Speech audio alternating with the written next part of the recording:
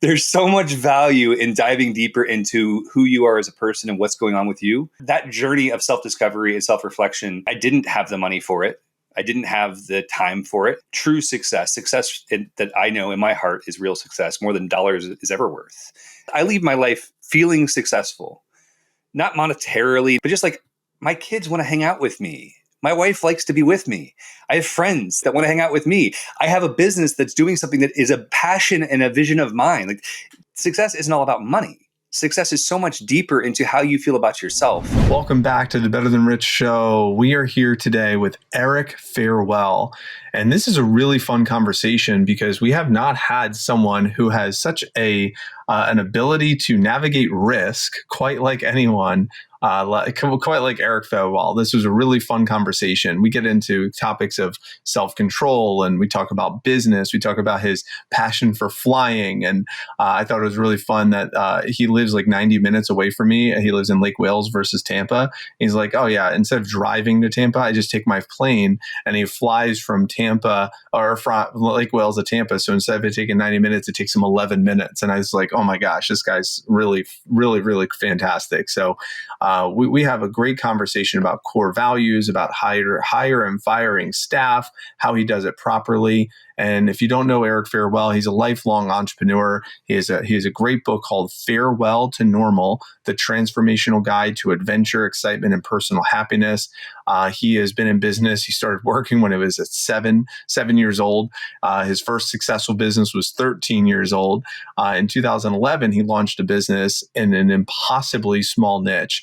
And using a very specific blueprint, they became the 500-pound gorilla in the industry, bringing in millions of dollars each year while building systems and hiring the right people that allowed it to grow, while he now works less than 3 hours a week.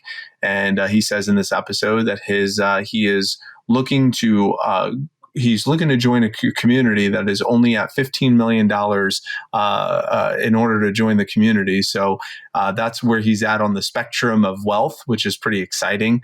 And he has spent the last 20 years in constant physical pain after breaking his back twice, and just emotional pain after losing his brother and countless friends, but refuses to fall victim and be prey to any of the circumstances. His sister recently a quadriplegic. It's just fascinating to see how he navigates life. He is married for 14 years. He has his 3 children, and in his spare time, he is one of the top leaders in an entrepreneurship organization and a great friend in the Front Row Dad community. So get ready for another great conversation with Eric Farewell on the Better Than Rich show.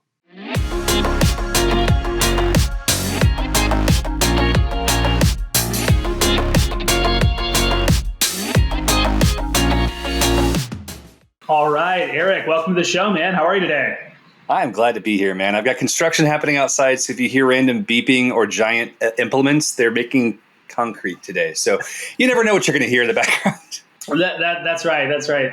No worries. I'm sure it'll be great. And, we like to just roll with the punches here on the Better Than Rich show. So, sometimes there's a crying baby on the other side of this door. You never know what you're going to get here on the show. But yeah, man, I'm super excited to have you on the show. Obviously, I have Mike here with me as well. And, we're just excited to have a cool conversation.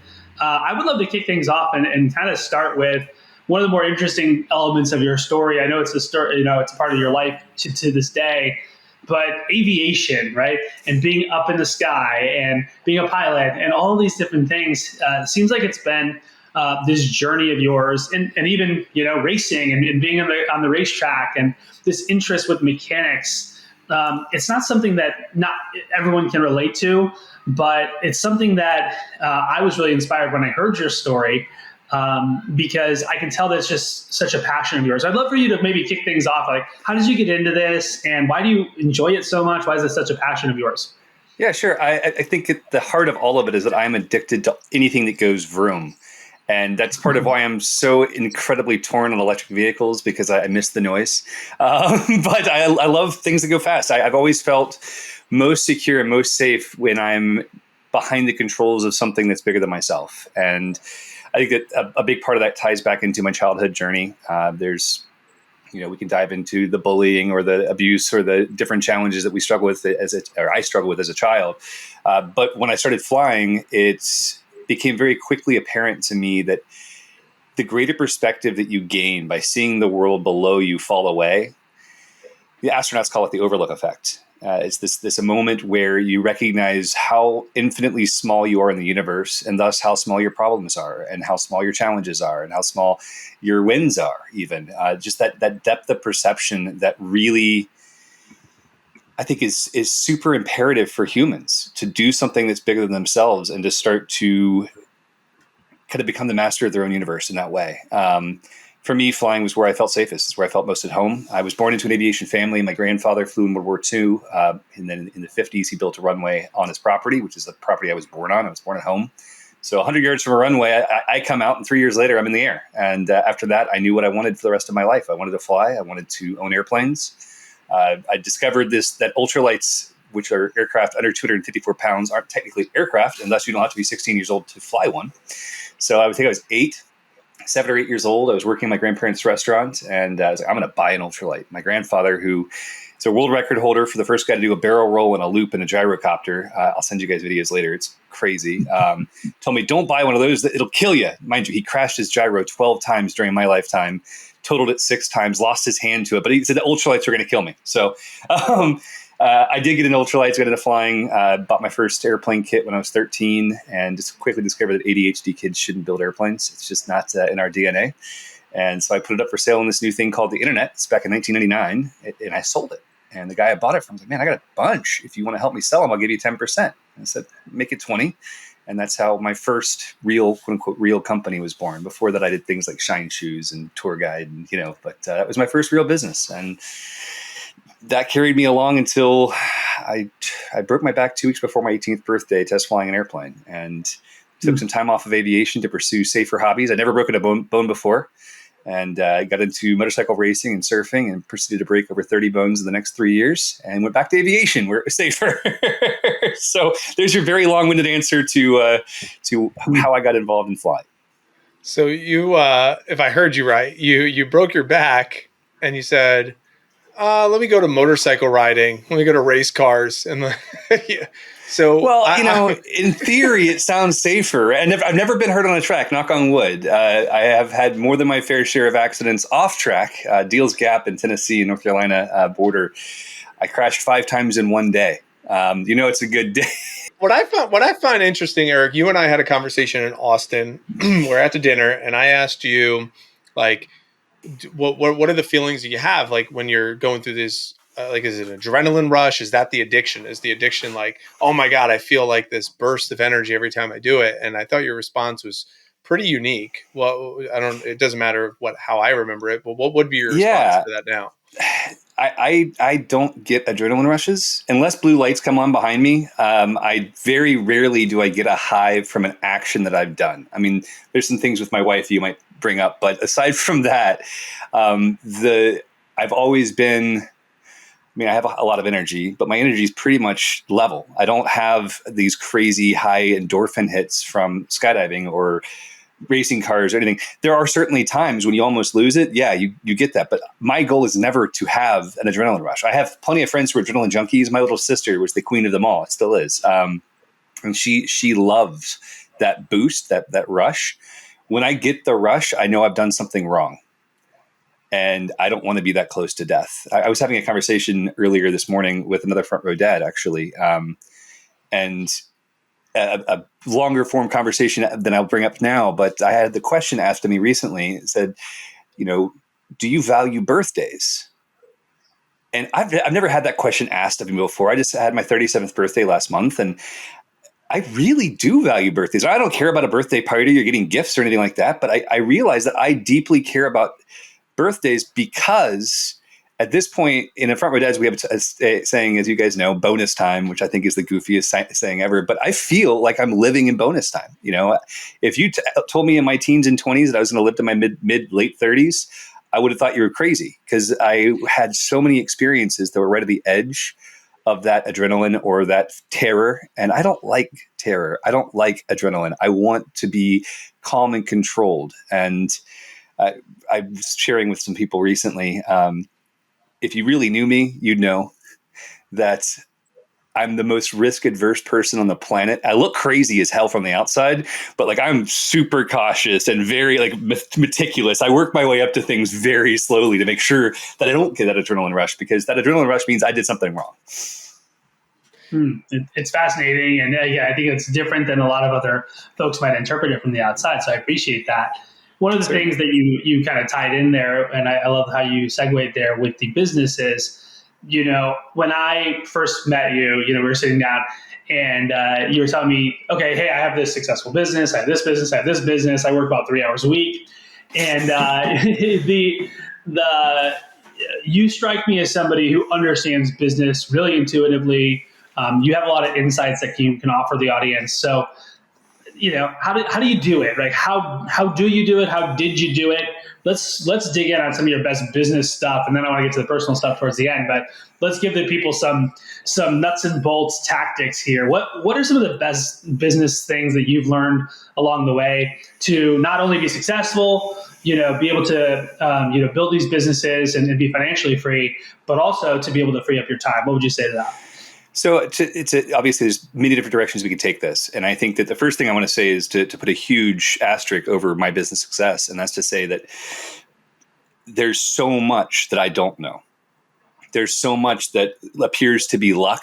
You guys have read Good to Great. I think I see it on the shelf behind Mike there. But there's so much that appears to be lucky or appears to be right place, right time, whatever it may be. And there's a ton of stuff in business that I'm just terrible at. I think that one of the best things I can leave you with and the listeners with is, if you're terrible at something, don't do it. I had a conversation just this morning and the guy was like, man, I want to be a really good leader. Right now I'm a great operator, but I want to be a visionary. And I was like, why? Great operators are the hardest thing in the world to find. It's the number one position I've hired for over and over and fired for, because when it's not a perfect fit, it's not a perfect fit. And it's really hard to find the right person. And sometimes it's just the right person for right now, right? So finding an operator is brilliant, but really, if you can focus on what you're strong at and then be willing to relinquish what you're not, and understand that you don't have to do it all. The book, The E-Myth, deeply, that was probably my first introduction to this over 25 years ago. This idea that we have all these different hats to wear, but that if we can relinquish the hats, we can actually wear the one we want. There you go. See, Mike's got it. He knows. I've got a copy up. Actually, I have a copy up there also, right there. But these different books that we can use to help us better refine who we are and where our sense of strength and power is are really crucial. And we're all in Front Row Dads together, so we have this baseline. But the reality is, we start with us first. If we can work on who we are, to sit in presence with us, to overcome our fears, to look at our demons, and then to be who we're meant to be on the other side, that's where we can start to bring the value to our families. That's where we start to bring our value to our businesses. So, man, your question is so broad. I'm trying to decide.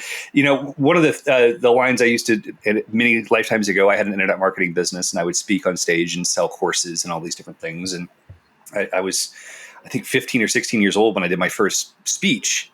And as a 15-year-old, 16-year-old kid who's 6'4" and 120 pounds, you have to imagine that you kind of catalog any wins, right? Like you get a good joke in, you're going to remember that joke for life. Well, I did. All right. I used to say out from stage that internet marketing is the only business in the world. And it's not actually true. It's the only business in the world where you work 95 hours a week to make money while you sleep. And that's the truth. As entrepreneurs, we have this incredible time freedom to choose the time. And I'm actually basing part of this answer on a conversation with you, Biggs. We have the incredible freedom of time to choose whatever 100 hours a week we want to work. And most people don't get that. If you haven't started a business, you're still on a W-2, understanding the amount of front-loaded work. Because for the business I'm currently in, my primary business, Aviator Paramotor, that business was 60, 80, 100 hours a week for 8 years. And then I started systemizing. Then I started hiring. Then I started finding the right people to fulfill the needs that were the things I didn't enjoy doing, things that I would cringe thinking about, that I would come home and put off because I didn't want to do them. And then the pieces that weren't really driving the most value for dollar. If I could pay someone less than what I made to do this work, why not? But I think that there is another element here, going back into the time element. is that there are a lot of schools of thought. I've been very blessed throughout my life to find mentors, to find people who I just thought were really brilliant, and I wanted to latch onto them and bring them value in some way so that I could just download their brain. The first one was Christopher Hay. He was in Nampa, Idaho, and this guy was an options trader. He's still doing it. And Chris let me follow him around the country at 13, 14 years old, and would just instill wisdom in the most infuriating ways possible. Especially for someone like me who wanted to have all the information right away. In a 3-week trip, we'd go and visit drive-in theaters and storage lots and impound yards. Everywhere we parked, he'd park in a towaway zone trying to get towed so he could show me an impound lot. I'm freaking out. I'm a goody two shoes homeschool Christian kid going, oh God, we can't park there. Oh no, there's a reason. There's a reason. So 3 weeks of this, pick apart lots, you name all these different places. At the end of 3 weeks, we're driving to the airport. He's like, Eric, you know what I taught you? I said, no. So I taught you the value of space. The same 10-foot by 10-foot section you could park a car in can take can be turned into a movie theater, and that movie theater can make $10 every 2 hours. Or you could turn it into a pick-apart lot where you might make $500 over 2 years. Or you could turn it into an impound lot where you're going to pay $300 an hour to get your car out because you need your car back. There's always different value in the amount of space, and this could be physical space or virtual space, etc. He had many other lessons, but one of the most important lessons he taught me was about time. He told a story, which is too long to get into, that the punchline is, what's time to a pig? And my wife and I still use this all the time because some people don't value their time the way they should, right? But to me, what the biggest takeaway was that wealthy people never have time. They choose to make it or not. I'm choosing to make the time to be with you guys right now because I deeply value who each of you are, and I want to be able to give of myself any way that I can. I chose to give my time to their front red this morning. I choose to be present with my kids this afternoon and make sure that they have time, that I'm focused on them. My phone's not on my hand. There's no other tasks. Every night at 5 p.m., I walk out of my office. I step onto my deck with my wife. It doesn't matter if I've been working or playing video games, whatever I'm doing, but on my deck with my wife, we light a fire. We have a conversation. There's no technology. It's our time to be present, and we made that time. And this is new. This is as of since, I guess, November, we started doing this. Guys, this practice is beautiful. Like the ability that my wife knows that at 4:59, my laptop's shutting, and I'm walking out that door, no matter what I'm doing, I'm going to be present with her for the next 90 minutes. And I didn't have the time to do this. I usually have a call that starts at 5:30 every night. It's a call with my friends playing video games. All right. This is not a serious call, but this was like part of my life for the last year and a half, 2 years. And I pushed that off. I made the time. I made the space. So I guess this long monologue to say that as that impacted me, and a conversation that Andrew and I've had about this use of time as we're starting up businesses, which I just bought another business in December, which is a race series for airplanes. It's all about how quickly you can take off and how quickly you can land. It's called National STOL. I feel the pressure. I know the pressure of that startup phase, but instead of being controlled by it, I've learned for the first time, which I didn't have this 3 years ago, guys. This is a new development. I've figured out how to have boundaries that work. Holy crap, guys. It's a whole new world, but I just think that the more you can look at time as something that you can control and that you're in charge of, I wish that someone had told me that sooner, because it took me 20 years to learn the lesson I heard when I was 13, 14 years old. Well, I definitely am loving this, because this is stuff that we talk about inside of Better Than Rich and inside of our community about, boundaries and winning back your time to spend time on what matters most. So this is like everything that we talk about, because we Andrew, myself, most people that are listening to the show have been inside their business, like you said, working those 60 to 100 hours a week. Being overwhelmed, time-stretched entrepreneurs trying to, whether it be make ends meet or build something or create something or live their passion, or, it's like, oh, I'm only going to do it for this season. And then it's like the next thing shows up. It's like, oh, no, but I'm only going to do it for this next thing. And then the next thing shows up. And it's like this, oh, there's always a next thing.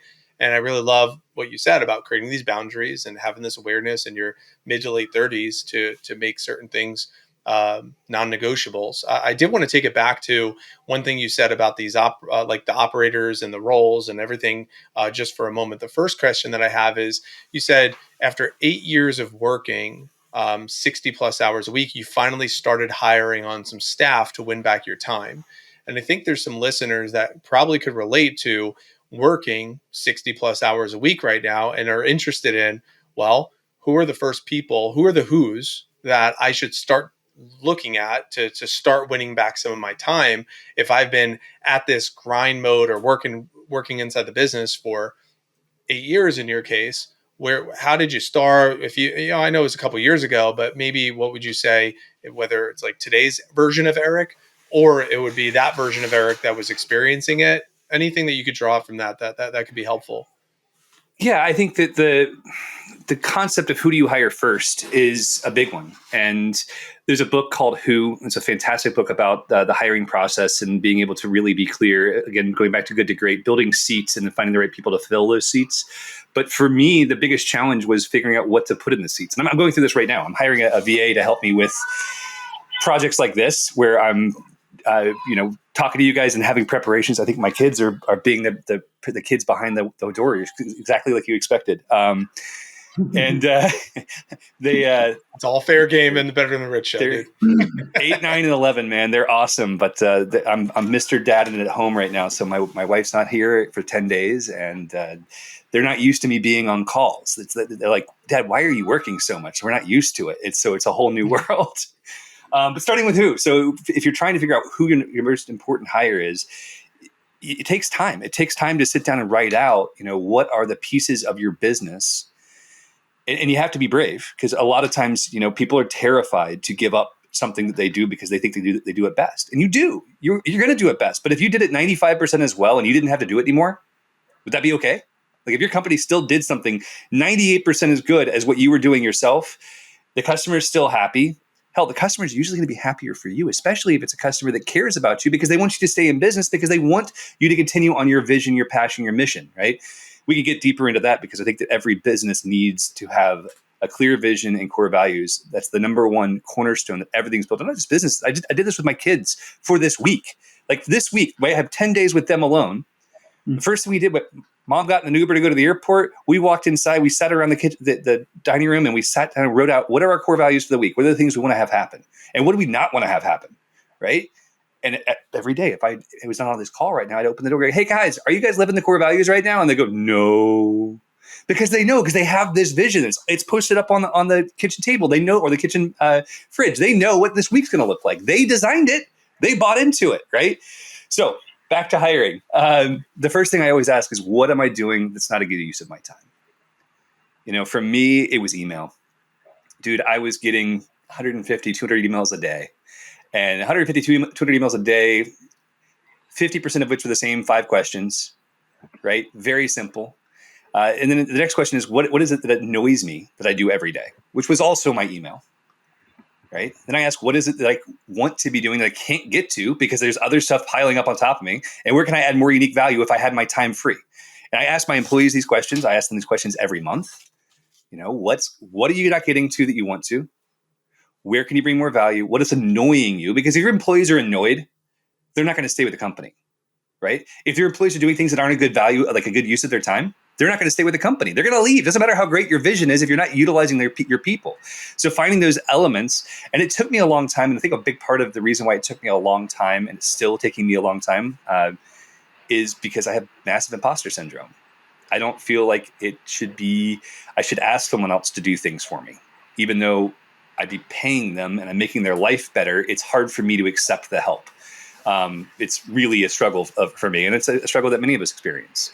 But when you can get past that and you can start to have these people who you realize, I think we're at 24 employees at Aviator right now, and that means 24 different families are getting to eat because of my passion, because it's something I believed in, and the vision and the mission, right? It means that the number of people we're impacting, in 2018, we had 4 employees, with almost the same revenue we have now. We've grown only 20%. But we went from training 66 people how to fly, which our big belief at Aviator is that we believe that when you learn to fly, it helps make you a better person because it shifts your perspective and helps you overcome your fears.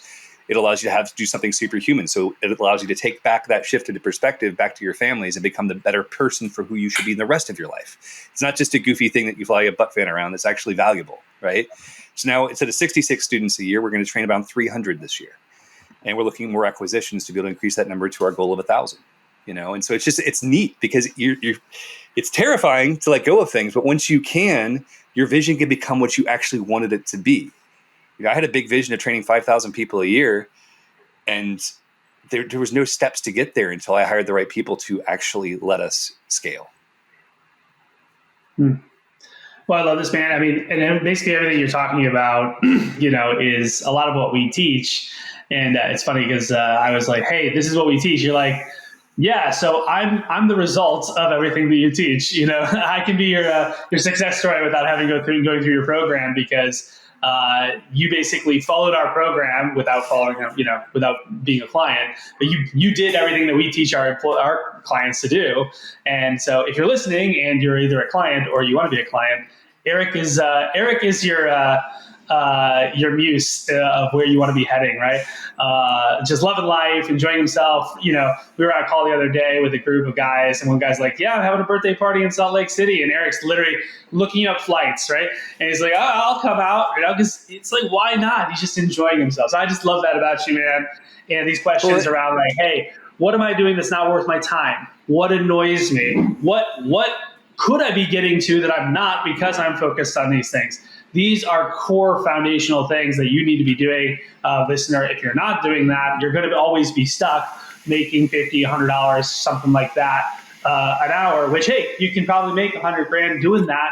But if you want to make more and really experience that time of financial freedom, like someone like Eric has given himself, you gotta upgrade your problems. So this has been really fun. One of the things I love about you, man, is like you have you're kind of a savant, like a kind of a jack of all trades, and an idiot savant. There you go. But it's like, I think that you have this sort of like hardcore business knowledge, but you also have this softer side, right? And you have this side that you mentioned earlier, where, hey, I had to do a lot of personal reflection. I had to look in the mirror. I had to ask myself. I think my son's crying now outside. I ask myself, what demons do I have, right, that need to be exercised? And feel free to share whatever and however whatever direction you want to take this. But what are some of those like personal things, and how you've grown as an individual, as you self-actualize, how you've grown as a father, how you've grown as a husband, that have been really meaningful to you, that have turned you into a better person and probably a more fulfilled person? Oh man, there's so many elements of this. The first one's the first step I took, which makes it easy. I tell everybody, if you don't have a therapist, stop going to church. If that's what you do every Sunday, go to a therapist every Sunday, right? Start working on your inner self. Don't actually stop going to church. I'm not here to tell you what to do with your religious life, all right? But there's so much value in diving deeper into who you are as a person and what's going on with you. Talk therapy is a great way to start. And if you think you had a perfect childhood and you have nothing to talk about, cool, good for you. That's the perfect time to start. Get a perfect marriage, no issues, perfect time to start. If you have anything going on that is a challenge, perfect time to start. That journey of self-discovery and self-reflection, I didn't have the money for it. I didn't have the time for it. I was working these crazy hours when we started down that journey of trying to understand ourselves and our marriage better. But it set me on a course that will lead me to far more success, true success that I know in my heart is real success, more than dollars is ever worth. And what comes from that, guys, when you live a life that you feel successful in, like when I leave my life feeling successful, not monetarily, but just like my kids want to hang out with me. My wife likes to be with me.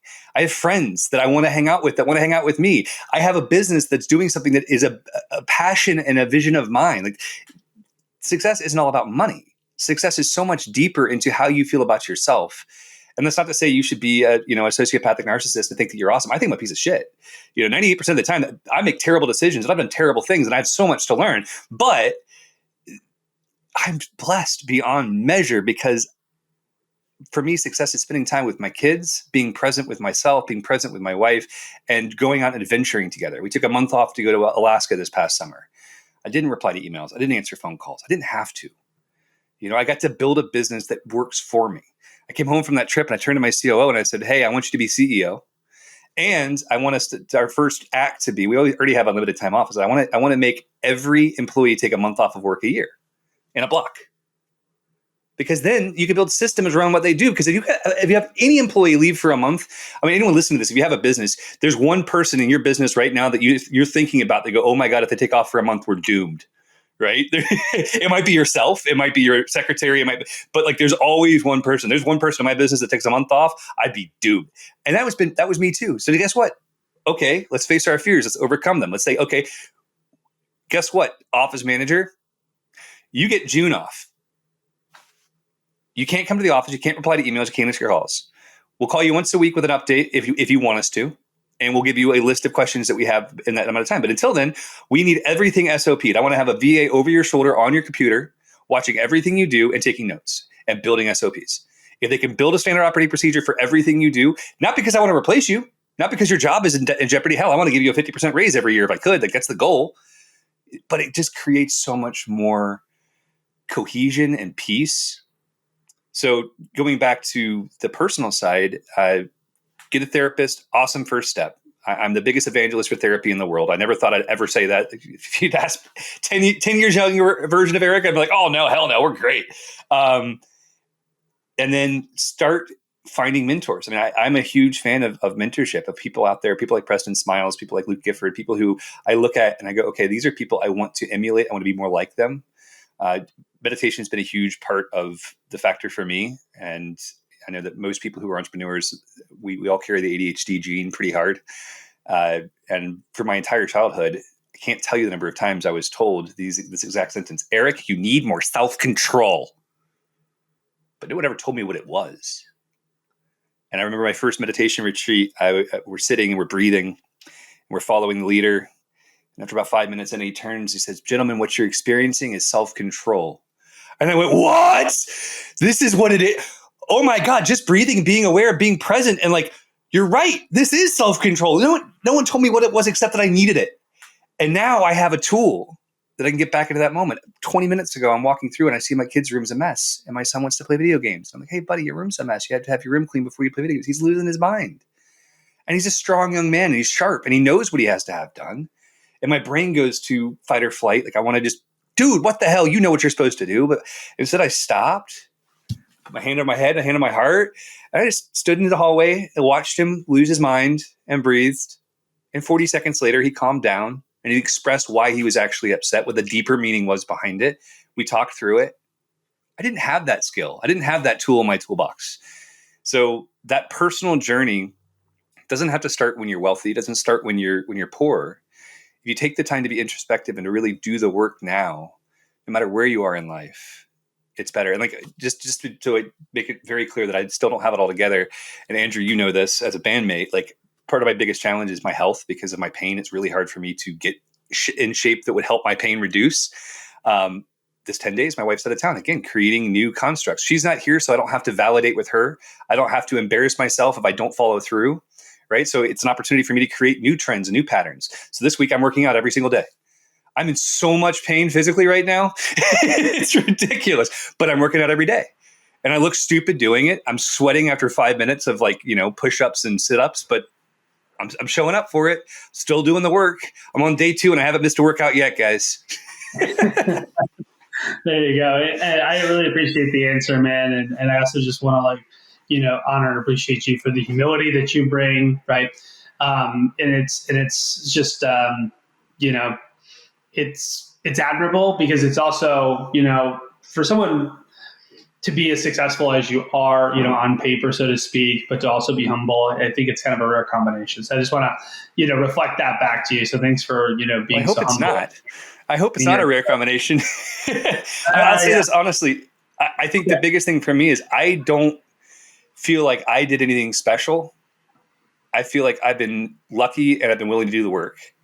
And now if there's ways I can give back to try to help inspire the next man to come along to do the same, or next woman, whatever, to be able to come along and create something that's worth writing a vision for and then launch into the world, because I truly believe that for-profit businesses can do more to change the world faster than any nonprofit or any government.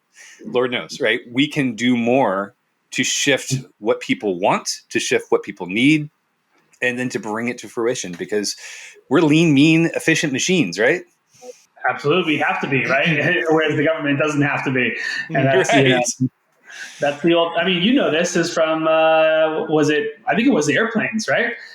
Didn't Roosevelt spend a bunch of money on trying to get create planes, and then it's two brothers out of their garage in North Carolina who actually figure it out, on a shoestring budget. So, Right. That's just a funny little wrinkle to the story, right? Mike, I'm curious, what's coming up for you? What questions are arising? Well, I just want to acknowledge Eric because I remember our first episode that we recorded on the show. The title is "What I Learned by Investing in Myself," and it was a lot of rants on personal growth and things that I learned through the journey of self-development and meditation and the different voices in my head and labeling those voices and feeding the truth and the sage voice and starving those insecure voices, and the meditation practice and the breath work and self-care and the fitness. So it's just really refreshing to hear you bring some of that into this conversation, because I think oftentimes it's overlooked in business. I think some people think business success or financial success comes from things in the outside world. And what you're saying is, yes, there's a yes and it also stems in the inside world. And if some people aren't willing to do the work on the inside world, then it's not going to show up in their finances or in their relationships or in their businesses. You can find success without doing the work, but you'll never find happiness. Well, that's a good point. It's like, well, what do you define success as, right? is success, how is success measured, right? Is success measured by fulfillment? Is success measured by, possessions? How do you measure that? And I guess that's a good question for you. Like how did you measure success at 25? And how did you measure success at 35? And then how do you think you're going to measure success at 45? Ooh, great question. Success at 25 was making enough passively where I didn't have to be directly involved to be with my kids. Success now is the same. So I've achieved it to an extent, right? I gave up some of that by buying another business because I believe in the vision of that business. I believe in the mission of that business. And again, that's on me. I know that I'm going to give up some of that success this year in order to launch a new business and launch the new baby, right? But the barometer doesn't go away. It doesn't matter if you're making 50,000 or 5 million. There's still wants, there's still desires, there's still drive, and I think it's important. I think it's important to have, even if it's not things, it's directly, time with your kids, adventures, et cetera, et cetera. I think that it's very important to have a very clear line. And it's really hard to measure time with your kids, right? How many of you guys have a calendar that shows the hours of the day that you're going to spend focused on your kids without your phone in your hand? Nobody does that, right? Maybe Elon. You never know. But the reality is that we use different objects as barometers that try to move us forward. And I told this story recently. For 5 years, I had a challenge coin on my desk that has a Piper Cub on it. It's a neat little old airplane, little yellow airplanes that when you think of an airplane, it's either a Cessna or a Piper Cub or a 747. There's basically no in between. It was iconic. It's an airplane I learned to fly in. I loved them. I always wanted one. I couldn't afford it. My company was, after 5 years, we had our first profitable year. I made $31,000 and got audited by the IRS because they're like, how are you spending so much money and not making any profit? And after I had the conversation with the auditor, he's like, why do you do this? You didn't pay yourself anything. You made $31,000 and I didn't get you on anything except you didn't log your miles in your company vehicle. Why do you do this? I'm like, I do it because I love it. I do it because I believe in it. I said, did you always want to be an IRS auditor? He's like, no, I wanted to be a marine biologist. I was like, really? And you became an auditor? But that little coin on my desk was a reminder of the success I wanted someday. And then one year I bought it. And then I actually ended up having to trade it for a building that we're in now, one of our buildings. And it was really ironic. Losing, I didn't care. Once I got it, I didn't care about it anymore. And it was fine. Now I have a ornament my wife bought me. It's a Pilatus PC-12 that sits on the shelf behind me here that I see every day. And that's, the first one was a $20,000 airplane, and this is a $4.5 million airplane. The barometer has changed. It's moved. But there's still a drive for more success. And I think that's healthy. I think it's important to have things like, dude, the brakes on a PC-12 cost $35,000, right? There's no reason for me to own one of those right now, but it's good to have a dream. It's good to have a focus and look to the future, because even though I have the success I want on my personal life and my connection with my children and my wife, there's always, you got to keep driving further forward. That's why I do the consulting I do. I love consulting for equity because it allows me to look from the outside in. Is when you get so involved in your company, it becomes very challenging to look at the larger picture of things you might be missing. And if I sit on a board of a small company, I can take 25 years of business experience that I have in these really eclectic different businesses and be able to pinpoint areas. Hey, have you guys thought about blank? And it's amazing the conversations that come out of them going, oh my God, I never even considered it. I'm like, well, that's $10 million a year that we just left on the table because we didn't consider it. It's the stupid little things like, every time that anything gets posted on Front Row Ads that could be an affiliate link, Front Row Ads should have that turned into an affiliate link. They should have a VA going out there just turning them all into affiliate links so they can make their 3%. These little tiny tweaks that we can make that can generate more revenue, which then can allow us. I think that, I guess I'm going to tangent off here slightly. When I started my business at Aviator, I never had the expectation that it would be a business worth selling, right? I thought I was building something that I was deeply passionate about that was going to change people's lives, but I never considered it as, do I go out for investment or do I sell? No, it was just, I bootstrapped the heck out of it. I didn't want debt. I didn't ever take on debt in that business until many, many years later, because I wanted to build it for me. But what I've realized now as a parent and a husband is that we can build generational wealth in tiny niche businesses, because some of these businesses are getting bought up by private equity for numbers that are insane. And multipliers, 8, 10, 12, 15 time multipliers. And all of a sudden you realize you're building a legacy of money, like something you could turn around for me, it's always 10,000 acres. If I could turn around and buy 10,000 acres with whatever the money is, that's real money. And so it's really interesting. I mean, this podcast could be sold at some point if you continue to build it to sell in a way that is focused on systems, just like every other business you guys are running.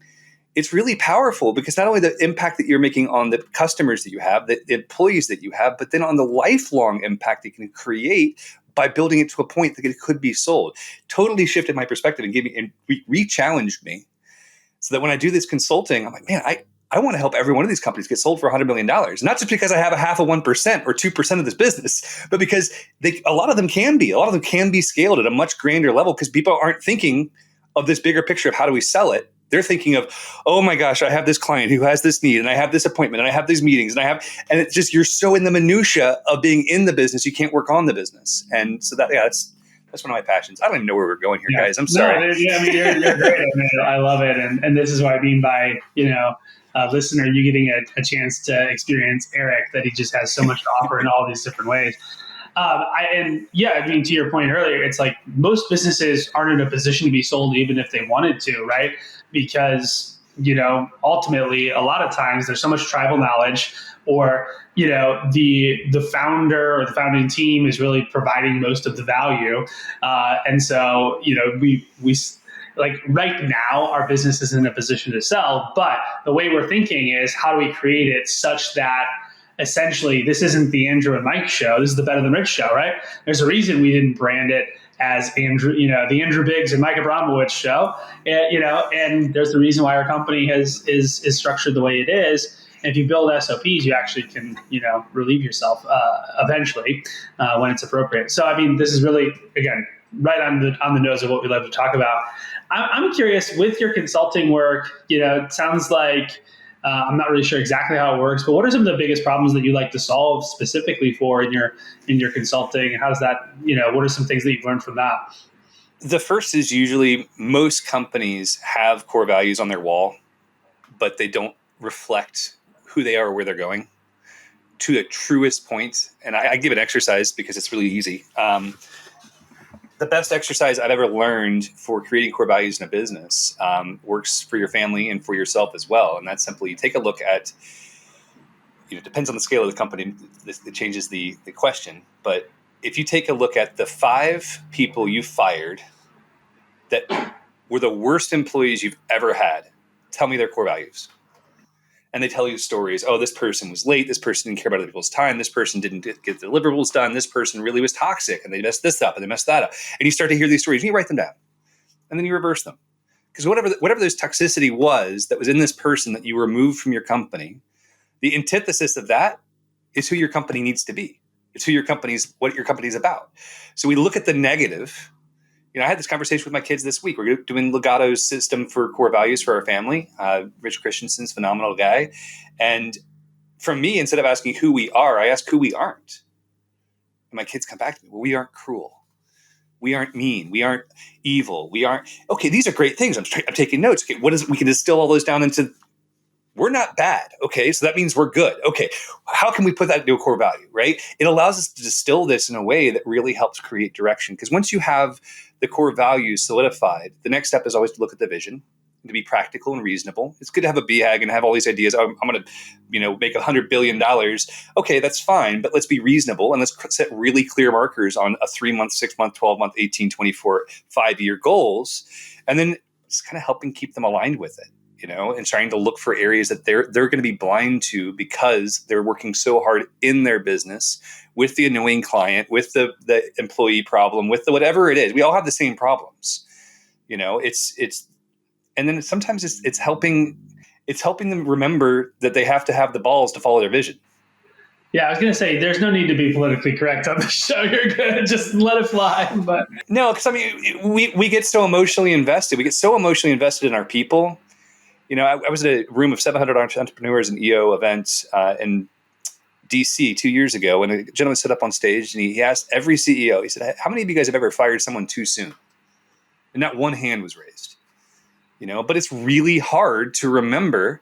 And when you have someone like me behind you, let's say you guys have 10 employees and we decide to work together. And I was like, hey, I'm happy to help. And here's how it's going to work. And we meet every month. And basically it's a board meeting. You update me on what's happening. I update you on what my experiences are in those areas. And you mentioned the same employee for 3 months. 3 months, you talk about your frustrations. My barometer is always, if I go home from the office and the first thing I mention to my wife is this person that's annoying me or there's a problem with, it's already gone too far. Fire them. They're gone, right? If it's coming in between my relationship with my wife, it's already gone too far, And dude, the number of times that I've failed at this is embarrassing. So I look at my failures and I just try to find ways to help other people not make the same mistakes. That's a pretty good one. I'm like thinking back to how many people I've let go or, stopped working with, or, they left. And I'm like, yeah, they were the ones I talked to my wife about. And the ones that I rarely talk to my wife about, those were usually really good people. So that's an actually pretty good little little nugget there. Honestly, for you guys, because of the business that you're in, this is as valid for customers as it is for employees. Because the moment you have a bad customer, you're going to pour 10 times more energy into a bad customer than you are a good one. And it's going to rattle around in your brain and keep you from sleeping. And it's going to be the thing that's a pain point. I've had customers that were financially really great customers for us that became very toxic. And I write them an email and I'm like, here's your $23,000 back. And they're like, and it just deflates the situation. Now I don't ever have to talk to them again. I don't have to think about them anymore. I know I did the right thing. There's no question. I gave them everything they gave me, plus everything I did for them. And, okay, bye. It reminds me of the Bronx Tale. Sonny's like, how much does that guy owe you? And he's like, $100, man. It's like, cool.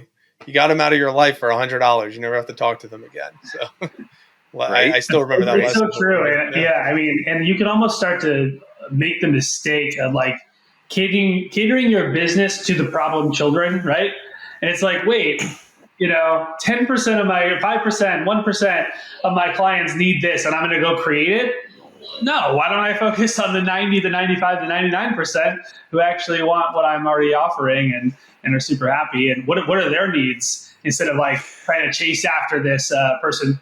Because the thing is, there's some people who they're just never going to be happy no matter what, right? Like right. You could bend over backwards, and it's not our job. It's not our job. As much as we want to make it our job because we feel like we have something to bring to the world, the more we try to do, the harder it becomes, and the less they actually gain value. The less we gain value. It's a lose-lose. Whether it's an employee or a client. Well, I know you mentioned very, very quickly before we head for our 3 questions and the exit, you mentioned EO. I know this is something that you you're over in not too far from me in Tampa, over in the Lakeland area, and we had a couple, quick conversation about entrepreneurship organization.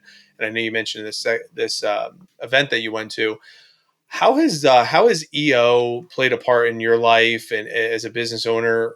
If it would be EO, I know it's like they have the requirements. You got to be at a certain benchmark $1 million net worth or something like that. You got to prove, or $10 million business. Yeah, $1 million in annual revenue minimum is for most chapters. Some chapters it's higher. I've heard that Mumbai is like 20 million or something. I don't know, but there's some big businesses in India. It makes sense. But so it's. Yeah, tell us. I mean, what has been like the benefit? I mean, you're surrounding yourself around everyone who's has at least $1 million annual revenue for their business.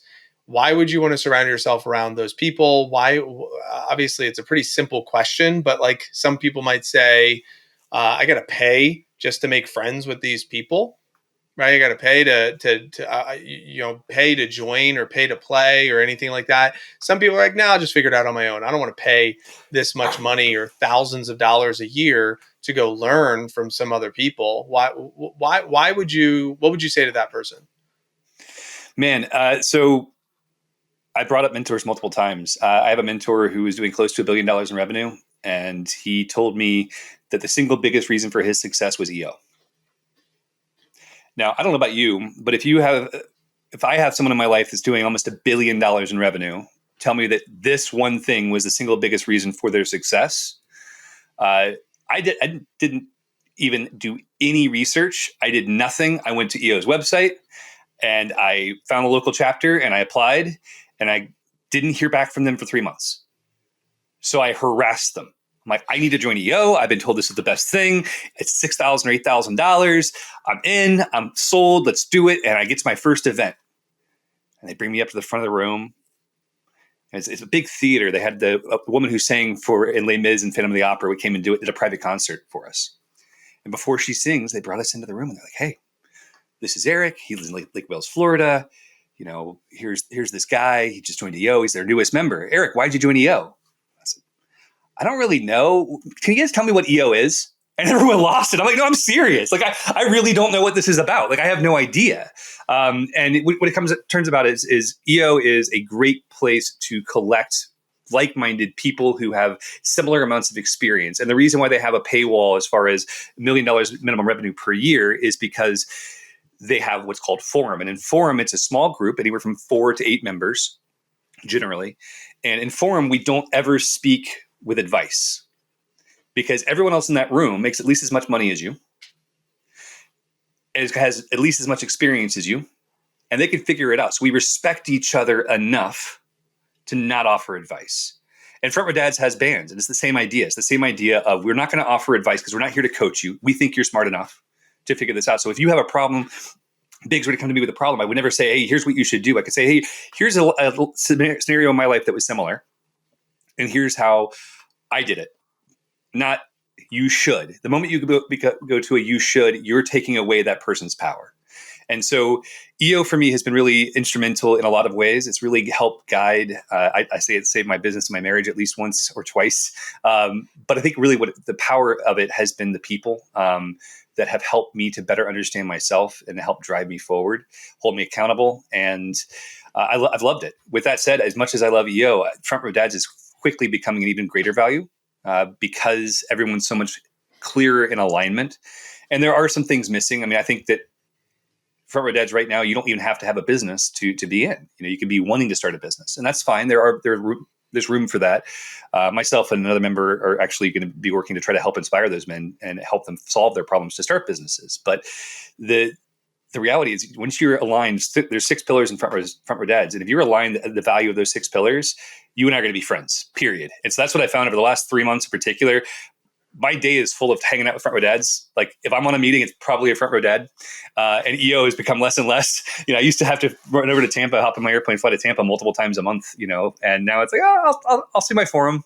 Just went to Cuba with my Forum. We had a great time, but that's enough. It's just changed my perspective. But I think that having those groups of people to help challenge and inspire us is incredible. I think that if you guys are eligible for Front Row Dads, join. If you're eligible for EO, join. Vistage, join. YPO, join. If you're in YPO, you kind of hit my goal point. That one's what, $15.6 million in revenue a year or something like that, and under 45 years of age. So it's a little more elite, but it's pretty cool. I mean, it's neat to have those goals for ourselves too.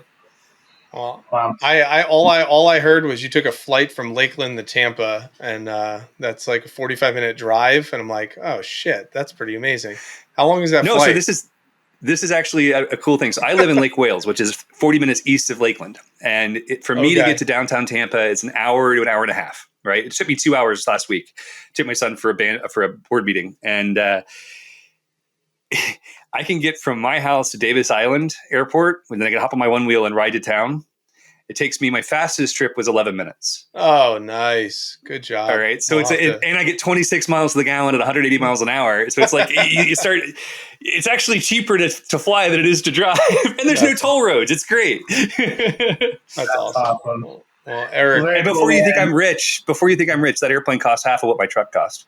So Nice. Yeah, you probably have a whole collection, and you're working on all these things. I mean, I think it's really cool. And I think EO, I don't know as much about it, obviously, but I remember my old CEO back in India. He was in it, and he's, you might even know him. Do you know Sapin Shahani or no? I guess it's, I don't think I do. I guess The name's familiar. Maybe he just had a massive exit out of it and sold the company, but. Yeah, he's a good dude for sure. So, hey, we always ask our guests 3 questions, on every single podcast. So I'd like to ask those questions of you. The first one is, what do you think the world needs most right now? My initial gut is gratitude.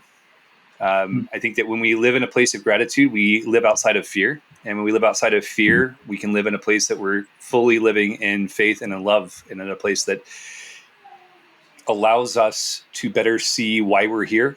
And you can find gratitude in every moment. It takes practice, it takes work. But if you can find the gratitude in the moment, you can find gratitude in the lesson. While a lot of my life sounds really storied and great, I've experienced so much loss in my life. From friends, my brother passed away a few years ago. My little sister just became a quadriplegic in 2021. The number of elements that would pull me out of gratitude are insane. But I want to sit in gratitude so I can be who I'm supposed to be. So I think if we could start there, that might be a good thing to do. It was powerful when you shared the story about your sister and how she's responded to that. And it's a testament to her and just you and your whole family and everything that you shared at our dinner in Austin. So our second question that we like to ask is, what are 1 to 3 books that you think people should read? Psychology of Money. I'm going to keep these short. Psychology of Money is phenomenal. Fantastic book. I've read it twice, 3 times. It's quick, succinct, really, really high quality. Built to Sell, another great book, short, quick, sweet read that really helps you define your offer so that you can plan for the future.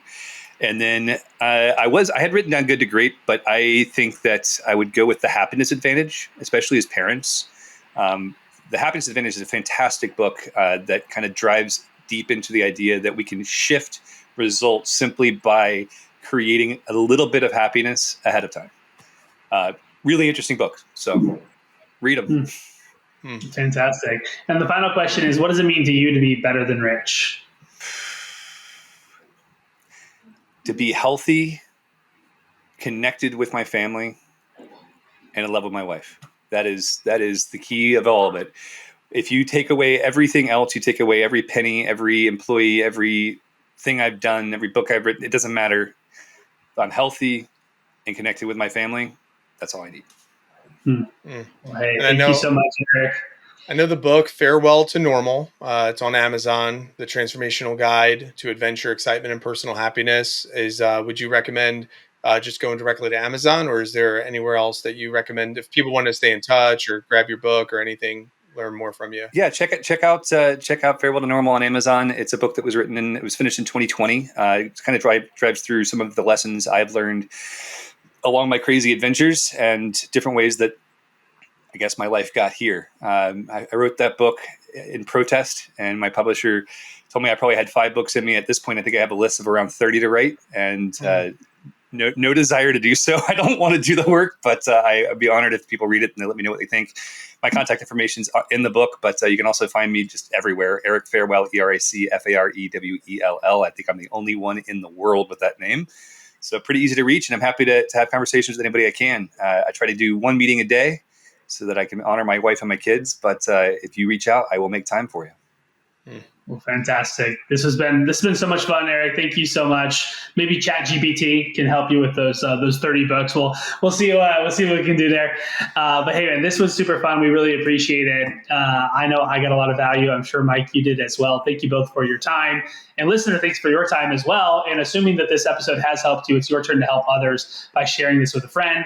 Make sure you subscribe on YouTube, rate and review on Apple and Spotify. And remember to leave today better than you found it. Until next week, we'll see you then. Thanks.